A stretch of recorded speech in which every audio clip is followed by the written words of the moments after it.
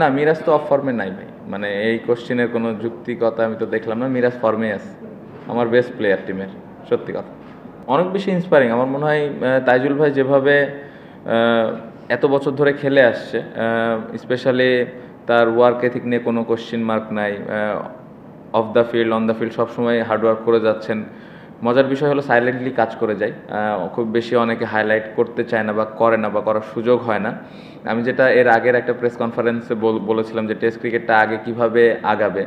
আমরা সবাই মিলে যদি একসাথে এই ক্রিকেটটাকে নিয়ে কথা বলি, একটু প্লেয়ারদেরকে একটু হাইলাইট করি যারা ভালো করছে, এই জিনিসগুলো নিয়ে যখন কথাবার্তা হবে তখন এই টেস্ট ক্রিকেটটা উপরের দিকে যাবে। বাট প্রথমত তো আমাদের আগে পারফর্ম করতে হবে। সো ইন্ডিভিজুয়ালি যদি তাইজুল ভাইয়ের কথা বলি, মুশফিক ভাইয়ের কথা বলি, তারা তো অনেক বড় বড় অনেক কিছু অ্যাচিভ করতেছেন, ভবিষ্যতে হয়তো আরও করবেন। সো এই জিনিসগুলো নিয়ে যত বেশি কথাবার্তা হবে, এইগুলো মানুষের মধ্যে ছড়াবে এবং মানুষ এগুলো নিয়ে তখন চিন্তা করা শুরু করবে এবং ভাবতে শুরু করবে যে আসলে টেস্ট ক্রিকেটের গুরুত্বটা কতটুকু। সো আমি আশা করব যে আমাদের পারফর্ম করার পাশাপাশি আপনারাও এই বিষয়গুলো নিয়ে একটু মানুষের সামনে তুলে ধরবেন যে আসলে এটার গুরুত্ব কতটুকু।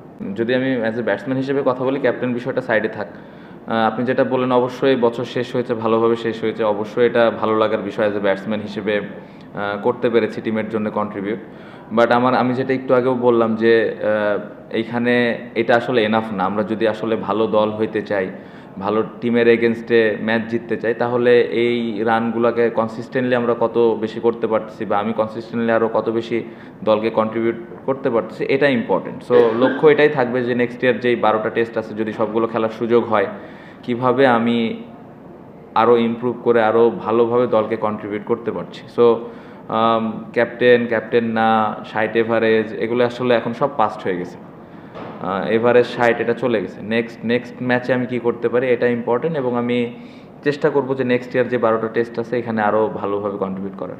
এটা খুবই ভালো হয়েছে। আমরা অনেস্টলি কখনো এই বিষয়টা নিয়ে আলাপই করি নাই বা ভাবিও নাই যে আমরা 100 টেস্ট খেলতে পারি। বাট যে মোমেন্টে মুশফিক ভাই এটা অ্যাচিভ করে ফেলছে, তারপর থেকে কিন্তু দেখা যাচ্ছে সবাই আমরা এই বিষয়টা নিয়ে কথা বলছি যে আমিও খেলতে চাই। কেউ হয়তো 10 টেস্ট খেলতেছে, ও বলতেছে যে আমিও 100 টেস্ট খেলতে চাই। সো এটা একটা পজিটিভ দিক। আমাদের মধ্যে তো সবসময় কথা হয়, বাট আমার মনে হয় 38-39টা টেস্ট হয়েছে, মিরাজের মনে হয় 50টা প্লাস।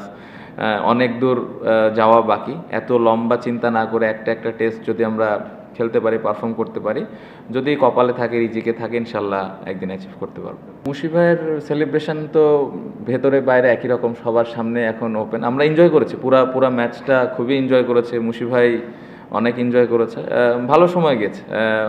অনেকে মজা করছিল ভাই। আমি শুনছিলাম ড্রেসিং রুমে একটা পেস বলার বলছিল যে আমিও 100 টেস্ট খেলতে চাই।